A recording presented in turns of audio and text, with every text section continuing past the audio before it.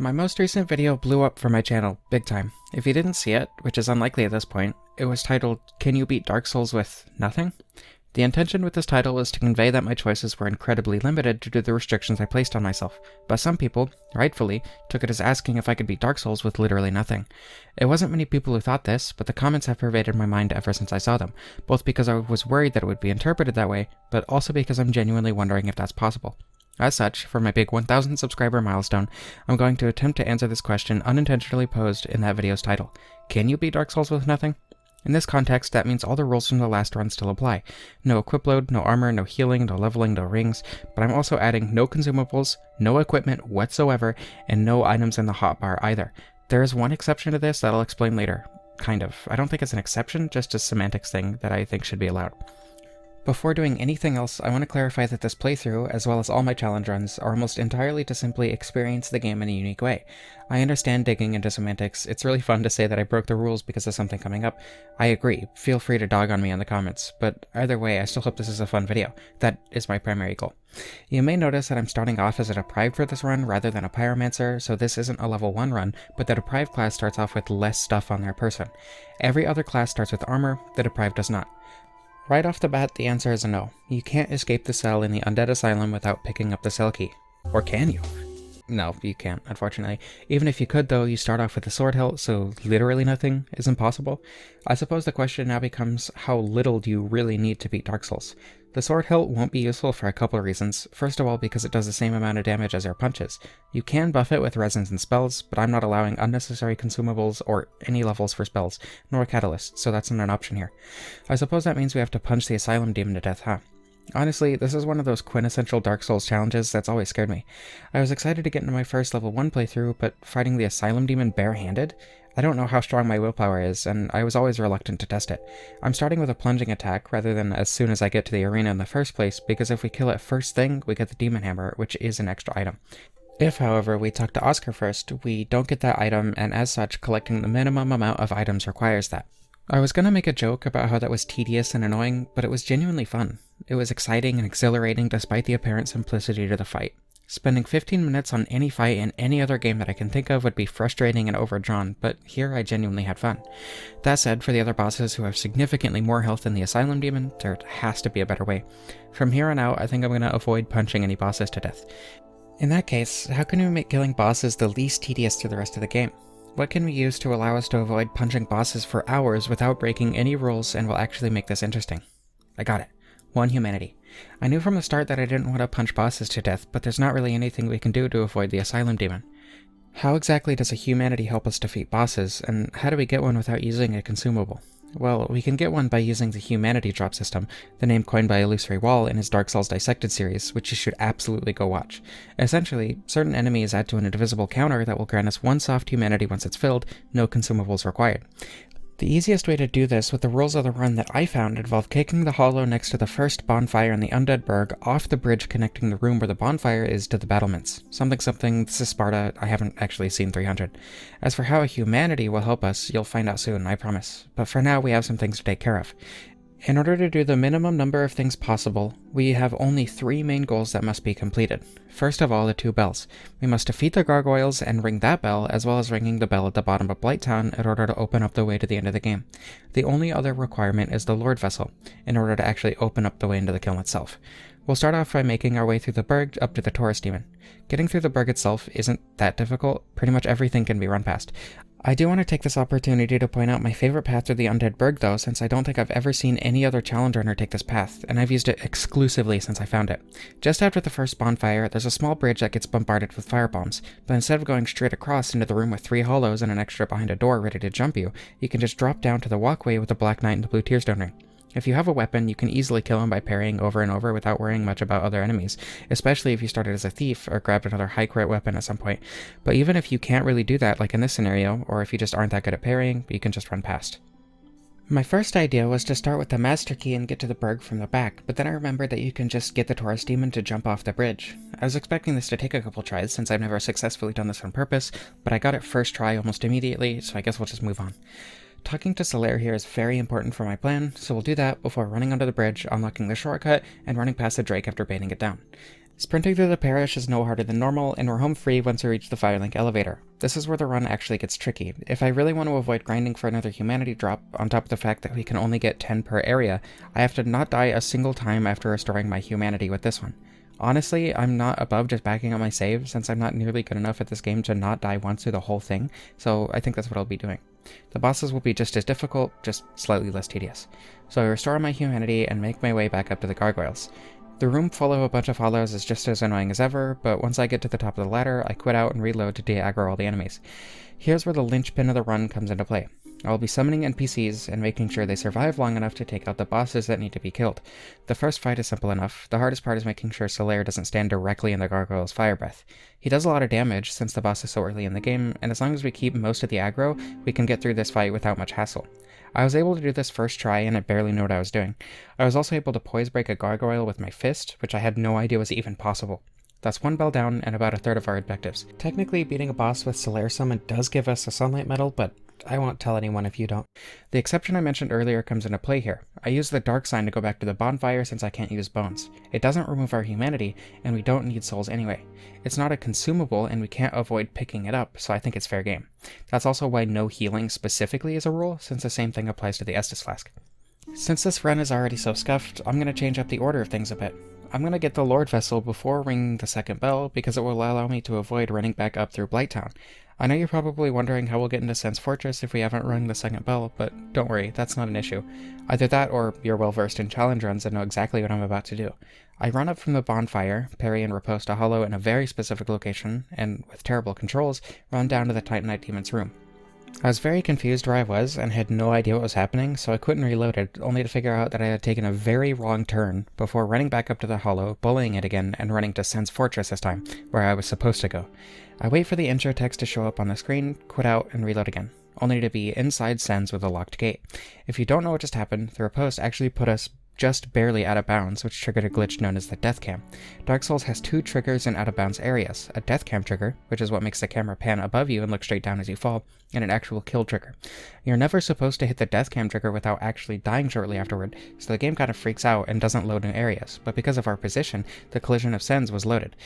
I'm not actually sure that that's how that works. I don't think collision is loaded based on your position, because most collision is always loaded at all times, but there are certain areas that overlap with each other, so I'm not exactly sure how the collision loading works. I just assumed that it was based on position. I don't think it is. I think all collision is always loaded, but I think some areas also interweave. I'm not exactly sure how it works.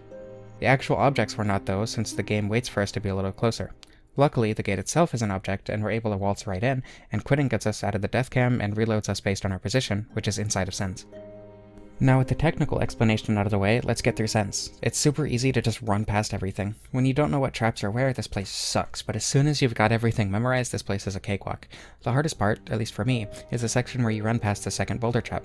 We can't kill the manserpent here, so our only recourse is to start running as soon as we can while still avoiding the snake. Luckily, if you reload, the boulder trap will reset, meaning we'll have a few more seconds to run before the boulder drops again. I quit out probably a few more times than was strictly necessary, but I wanted to be safe and sure that I'd make it past. The rest of Sen's is basically just a straight shot at the top, aside from the sorcerer snake that's directly in our way that we could just push to the side. Normally when you do this trick, you'll want to avoid resting in any bonfires because you'll be stuck on the opposite side of Sen's gate, but you can warp out once you get the Lord Vessel. Since there's nothing I can get to make the run easier at all, let alone on the opposite side of that gate, I'm fine with using the bonfire. I can't die, so it won't serve as a checkpoint, but it is nice to restore my health. You can sprint straight up to the Iron Golem boss fight, and Iron Tarkus' summon sign is nearby, so we can grab him and head straight in. I figured Tarkus wouldn't be dumb enough to stand directly in the line of fire of the giant up above, but that was unfounded trust. So I reloaded my save, grabbed Tarkus, had him kill the giant, then started the golem fight again. One punch will shift the golem's aggro to us, and Tarkus does a ton of damage with every hit, as well as being a tank himself, so this fight is easy peasy. Tarkus is a little slow to actually attack, as well as not being smart enough to not whiff a couple attacks, but he's still able to knock the golem over. Even if it doesn't fall off, a couple more bonks with a giant slab of metal will take it out regardless. I actually made a second character because my first used a humanity item rather than farming for a drop, but on my first character I died in so many ways here that I didn't think were possible. The first portion was pretty simple, just run up the buttress, across the rafters, bring down the elevator, run past the second gargoyle, and reload to drop aggro. It looked like the first gargoyle actually jumped off the side, but I never got the souls for it, and it was still there when I brought the elevator down, so I guess not. From here though, I died in every way imaginable, in ways that I've never experienced. I have no idea what was going on. I died to the giant you just roll past, which hasn't happened in years. I died to the first Batwing Demon, both melee and ranged. I got hit by an arrow on the buttress with the decoration on the side that blocks 99% of arrows. I died to the Batwing Demon at the bottom of it, both melee and ranged. I died after avoiding the first lightning spear from one of the Batwing Demons and got hit by the second, while I've never seen both of them use that attack at once before, and I've rarely successfully dodged the first one at all. The archer used a melee attack before I got anywhere close to it, which I've never seen before. I got shot by the archer point blank despite it always firing over my head when I'm that close. It was ridiculous. I've genuinely never died in most of these ways. Usually I just die to a lightning spear falling off or an arrow because I didn't move quick enough. I was told of a trick to get the archer to jump off on their own in the comments of the last video by someone whose name I have no idea how to pronounce, but thank you for the tip. I just walk up to it, walk backwards a bit, and it jumps off every time. Of course, that's assuming you actually get close enough in the first place, but I digress. It took way longer than it should have, but we're finally ready to face ONS. And by that I mean we're finally ready to get Solaire to kill them for us. Huh, that's weird. Why are there two summon signs? Well, this one says Solaire, so I guess I'll be summoning him. I don't really have time to contemplate this. I have to distract ONS a lot for this to be viable. He gets hit by the butt slam a lot. I must have picked the right summon sign. But hey, Solaire takes him down, and we can move on. Actually though, I spent hours doing this over and over with actual Solaire to no avail. It's impossible for him to avoid the butt slam both of them have in their second phase, and he kept throwing lightning at Ornstein in the first phase so he would take unnecessary damage just because the fight took longer than it should have. He would also take damage from the giants and Silver Knight in the room prior to the fight itself. I tried killing the giants by making them jump off the stairs over and over, but they would just heal once they got to half health. Solaire can't take out the giants on his own, and even if I distract one, he can't take out even one of them without getting insanely lucky because he doesn't know how to go around the shield. On top of that, he gets hit by almost all of their attacks, especially the shield slam, so that's just a lost cause. Even if he did somehow make it to the boss fog without taking damage though, I would have to get obscenely lucky for Smo not to use his slam attack enough to kill him, on top of him avoiding everything else, especially considering how little I make it to the second phase in the first place. I figured it was no different from summoning a friend instead, just to remove the luck factor. The scaling made it pretty much impossible for them, since they don't have 500 hours in the game like me, so I grabbed the Dragon Slayer Great Bow and soul-duped the soul of a hero found here to get it to +5 so he could actually use his weapon upgrades, but I wouldn't need that if Andy was good at the game. Huge shoutouts to Andy though, he really pulled through. He spent 3 hours getting to Anor Londo without glitches on a character with the wrong name with none of Solaire's gear, so I got him there with Solaire's stuff upgraded to +10 and sent him the save in about an hour. I appreciate his dedication and help, just for the sake of my sanity. We grabbed the Lord Vessel, the last required item, and now we need to take out Quelaag. I bought 2 purple moss just in case, but I only ended up needing 1, so just pretend I didn't buy that one. I forgot about the fact that I didn't have the master key and tried to go through a Firelink, panicked because I thought I would either have to get to the key to the seal or the Blighttown key. Then I remembered I could just run through the Valley of Drakes from Darkroot Garden. It's a pretty short run, just warp to the Undead Parish, run down the stairs, through the garden, through the basin, through the valley, and down through the Blighttown elevator. It sounds difficult, what with all the bushes, Black Knight, Drakes, infested barbarians, toxic dart blower, and crag spiders along the path, but all of their AI is super easy to read and predict, especially once you've played the game as much as I have. From here, we need to reach the point that Mildred will invade us from, which is right next to the bonfire. I bought the second moss because I was worried Mildred wouldn't invade until we reached the actual swamp, but that was an unfounded fear. Every time I play a challenge run, I find some ridiculous strategy to make just normally playing the game vastly easier, and this is that moment for this run. Mildred will follow you pretty much anywhere, so you can just run up to next to the elevator, stand next to the edge, parry her, then kick her off over and over. I didn't try it, but I'm sure you could just stand on the elevator and she'd drop off on her own. The problem with that though is that mosquitoes would aggro up there, so even if I had thought of it, I would have just kicked her off a couple times anyway. Now we can just rest at the bonfire, run to Quelaag's room, use our only consumable for the entire run, summon Mildred, and get to the fight. Mildred isn't particularly bright, but she's tanky enough that it doesn't really matter. She walked into the lava so many times during this, and we still won with plenty of health to spare. As long as I was able to prevent the sword hits, everything worked out pretty well, and this was one of the easiest Quelaag fights I've ever had. Looks like it's already time for Gwyn. I haven't fought the 4 lords, but if I really want to beat this with as little stuff as possible, it's better not to fight them anyway. There's a way to wrong warp through the Kiln door and fight Gwyn without a single lord soul, only needing the 2 bells to reach the Kiln and the lord vessel itself to set our spawn in the antechamber. The normal way to wrong warp does require using Homeward or the Purple Coward's Crystal on top of having another spell to spell swap with, but luckily there's another way that doesn't require breaking any rules of this run. You can simply quit out a few frames within the game loading Firelink Shrine from inside the Kiln by warping from the Lord Vessel into Firelink. the game will get confused and place you on the other side of the kiln door. You can technically do this without any outside tools, but it's literally a few frames with no cues whatsoever, so I did use life split to see when the game was loading, and used Alt Space to pause the game from loading entirely, then used Alt F4 to close the game on the right frame. It was impossible to record any of this with my setup, but the wrong warp did indeed work, and we can move on to the final challenge of this run. I truly wanted to punch Gwyn to death. I wanted a poetic ending where I spent over an hour on the final boss just as I spent over 10 times the length of time I would normally spend on the first boss. I tried, for so long I tried, and I simply could not do it. It's not that I didn't have the resolve, I spent dozens of hours doing the same thing over and over just to succeed once. It's simply that I didn't have the ability. If Gwyn grabs, the parry chain breaks, and if he does the fast slash after that, I fail. I simply cannot parry it, I do not have the reaction time. I hit my limit, which is something I've never done before. This is it. This is where I fall. As such, I bought a new copy of Dark Souls and opened it on my laptop, got a character to Gwyn, and summoned it just as I summoned Andy earlier. Unfortunately, my internet was not up for the task, and I simply could not do the fight, even when I was playing with someone on a different network entirely. I tried, and I hit my limit. So, can you beat Dark Souls with the rules I set out from the beginning? Yes, you can. Did I? No. I did not succeed with my original intent, simply due to factors outside of my control. Does it hurt? A little bit, yeah, but I don't think I failed my original intent either. The point of the challenge runs I do, on top of the novelty and fun, is to push me to my limits, and I did that more than I ever had before today. I'm satisfied, for now at least. I will not go hollow today, nor will I give up, but until the day that I choose to try again, I'm satisfied. After all this, I feel an emotion I don't know how to describe. It's one I've never felt before. Well, I don't think that's entirely true. I felt the emotion, but not in this way. I think what I'm feeling now is satisfaction. Satisfaction in defeat. Satisfaction in knowing my limits and having reached my skill ceiling, essentially.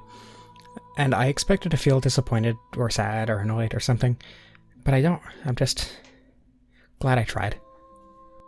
We ended the game with the Estus Flask, the White Sign Soapstone, which we technically didn't need, we could have summoned someone instead of Solaire for the gargoyles, the Black Separation Crystal, 2 Homeward Bones, the Soul of Quelaag, a core of an Iron Golem, the Soul of Smough, 4 Humanity, 2 Twin Humanities, the Dark Sign, the Dungeon Cell Key, the Undead Asylum F2 East Key, the Big Pilgrim's Key, the Signs of My Failure, a Straight Sword Hilt, a Gargoyle Tail Axe, and a Dragon Slayer Great Bow +5 because Andy wasn't good enough.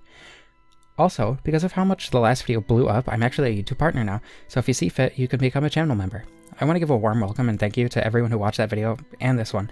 It got to the point that even a couple other challenge runners that I personally watched commented on my last video, which is crazy.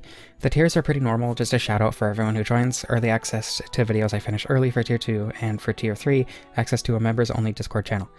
Once Discord actually lets me do that. No pressure to join, but if you want to support me, it's there. This was originally supposed to be a 1,000 subscriber special, as I mentioned, and then the video just kept going, and now I have 1,100 subscribers, which is insane. I never expected to get here. So thank you so much for everyone who subscribed. Thank you so much to everyone who's even watching this video. That's wild to me that so many people would tune in to me. So I hope you enjoyed. I love you all. I don't know how to end this.